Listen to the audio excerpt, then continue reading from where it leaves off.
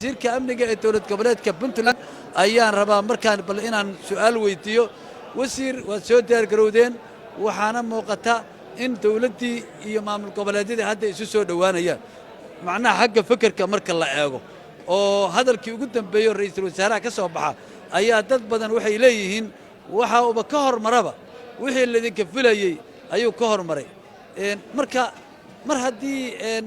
macnaha arrintu ay saa taagan tahay raje intee la'eg baa ka qabtaa in doorasho la isku waafaqsan yahay ay dalka ka dhacdo bismillaah alxamdulilah marka ugu horraysa aad baan u mahadsantihiin bahda meediyaha waxaan fursaddan uga faa'iidaysanayaa inaan u hambaliyeeyo dowladda galmudug oo martigelisay isu imaashankan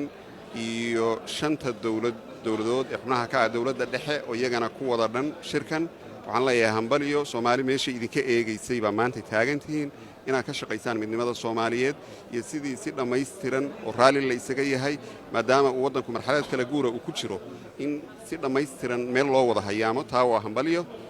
haddaan u soo noqdo su'aashaada muhiimaddu waxa ay tahay soomaali waxaa deeqi kara oo ku fillaan kara waa sharciyad iyo in la ilaaliyo sharciyadda rabitaanka qof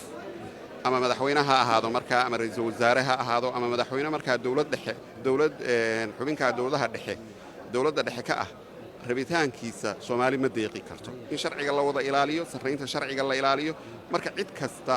oo u soo degtay oo oggolaatay in sharciga iyo nidaamkii dastuurka uu qabay in lagu dhaqmo waa u soo dhowaynaynaa waa u hambalyaynaynaa muhiimadduna waxay tahay xilligaa kala guurka ah 4 sano mar hadday dhammaad joogto in doorasho la aado sidii lagu talagalay iyo qorshihii lagu talagalay iyadoo raalli la isaga yahay waxaa deer loo wada joogana waxaan malaynayaa waa farsamadii iyo technical sida ugu quruxda badan oo doorasho loo aadi lahaa in laga tashado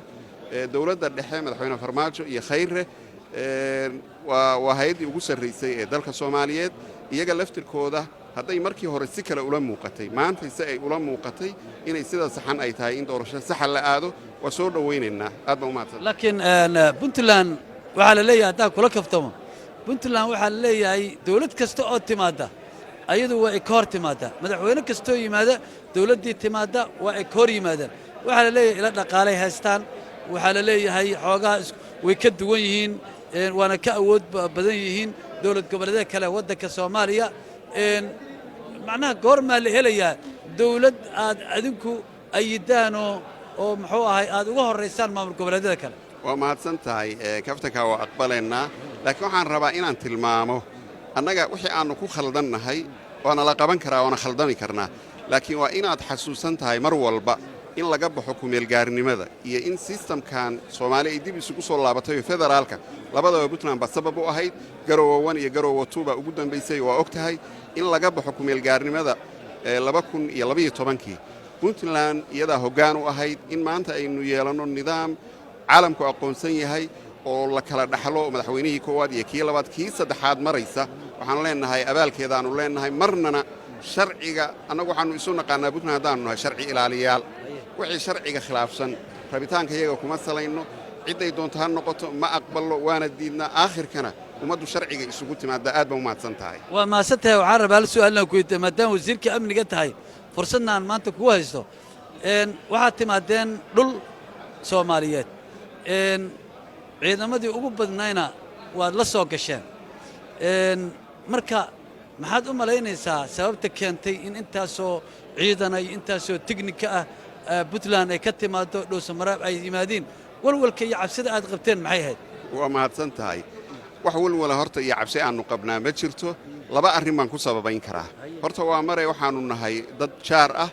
oo meeshaannu annagu haddeer gaalkacyaannu ka nimi gaalkacyo iyo dhuusamaree 190 kilomitir bay isu jiraan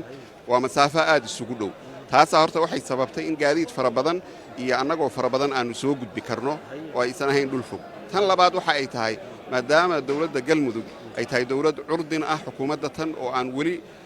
awooddii la rabay aysan u dhammaystirmin waxaannu isla garannay inaannu kala qayb qaadanno ilaalinta amniga goobta lagu qabanayo shirka iyo magaalada dhuusamareebba awalna heshiis ka horreeyey baa jiray oo ka galmudug ahaan aannu wada gallay puntland oo maalmaha dhowaa gaalkacyo nooga socday oo ahaa in amniga iyaga aannu midayno inaannu wada jir ula dagaalanno argagixisada iyo cid kasta oo dowladnimada iyo horumarka ka soo horjeeda aad baad u mahadsantaa